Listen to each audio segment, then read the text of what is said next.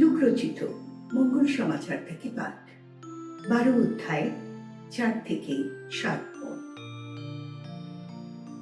তোমরা আমার বন্ধু যারা, তাদের আমি বলছি, মানুষের দেহটাকে যারা মেরে ফেলে তারপরে আর কিছুই করতে পারে না, তাদের ভয় করো না। তোমরা কাকে যে তোমাদের ভয় করা উচিত তা আমি তোমাদের বলে দিচ্ছি, শোনো।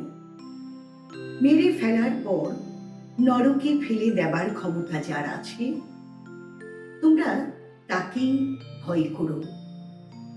হ্যাঁ, আমি তোমাদের বলছি, তাকেই ভয় করো। 5টা চড়ুই পাখি কি 2 পয়সায় বিক্রি হয় না? কিন্তু তবুও ঈশ্বরের কাছে তাদের একটিও তুচ্ছ নয়। শুধু কি তাই, তোমাদের মাথার প্রতিটি চুলের হিসেবেও তিনি রাখেন।